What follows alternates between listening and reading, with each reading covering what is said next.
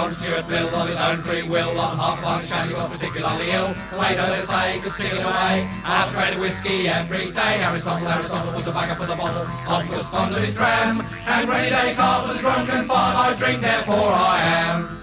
Yes, Socrates himself is particularly missed. A lovely little thinker by the bugger when he's pissed. Okay, here's Foster's from Australia. It's a lager, 5% ABV. Probably the most famous beer from Australia. I don't know. I suppose you can debate whether it's Cooper's or Foster's, but it's definitely one of the two. This is not actually the domestic version of Foster's. It's not imported from Australia. It's actually brewed under license by Labatt here in Canada. I tend to trust Labatt quite a bit with their licenses, at least. Their actual beer is pretty much shit, but they get the license. When they get a license from a good beer, they tend to do it pretty good justice. Even crappy beers, they tend to do justice to, I guess. For instance, their Guinness Extra Stout is fucking excellent, and from what I can gather, it's pretty much spot on the same as the UK version. So this shouldn't be any different than how it tastes in Australia, except for maybe off the tap, of course. But what can you do? So as you can see, I already poured it because I already started this review once and I got interrupted. So I had a bit frothier head to this when I first poured it, but I poured it incorrectly, so I'm not quite sure if it tends to have a frothy head or not, or if it just has this little thin thing going here. But anyway, as you can see, it is a lager color. It's sort of a golden straw, this kind of color. So we're going to take a smell now.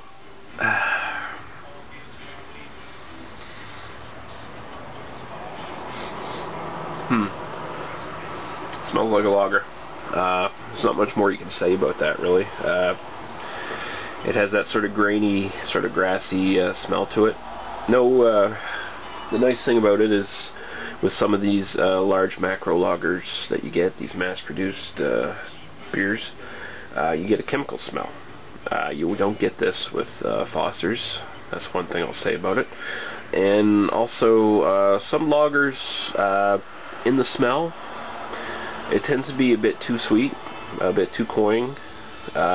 Also, you don't get that in Foster's. So, starting off, Foster's is doing okay. Alright. Now, I used to drink this a lot when I was a kid, actually. Well, teenager. I guess that's a kid.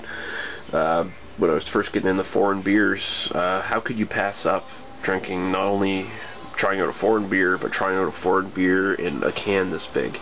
Now, there were some other beers I could get back then that were in 750 milliliter cans, but Foster's, I don't know, just looked more impressive. I guess that's because it's fatter than it is tall.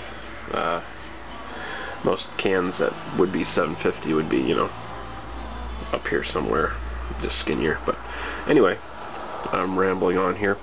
I noticed under my Cooper's review that a lot of Australians seem to take offense to the notion that anyone in Australia drinks Foster's. I imagine that's the same in every country. You get Americans saying no one actually drinks Budweiser. You get Canadians saying no one actually drinks fucking Molson.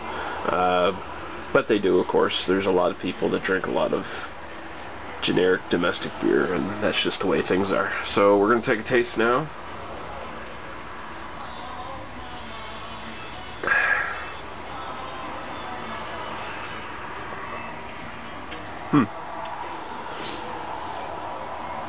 There's a bit of a sweetness in there. Still, it's not too bad. It's not cloying.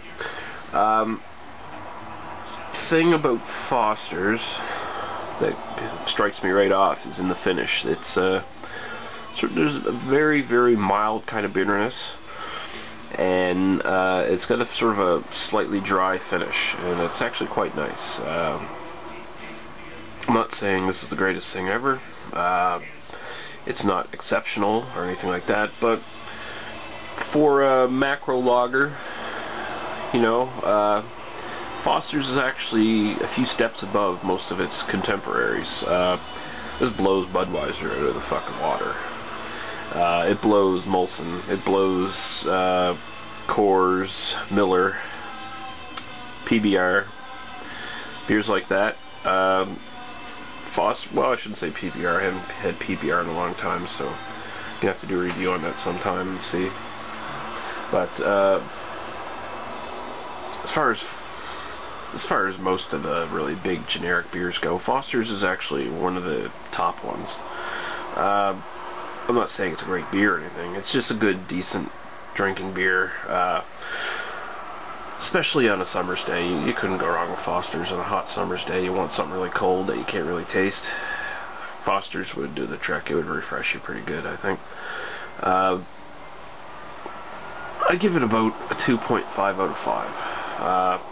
I can't really give it, like, that's a slight recommendation. I can't give it, like, a high recommendation or anything like that, because it's, you know, it's not striving to be anything great. It's just a really, really good sort of generic beer, and that seems to be all Foster's is shooting for, and they've hit the target. Okay, so Foster's Lager, 2.5 out of 5. It's worth picking up. If you're into just getting a macro lager of some sort, you could do a lot worse than Foster's. So yeah, give it a shot. At least it's got the big honking cans, so you'll have a lot of it to drink.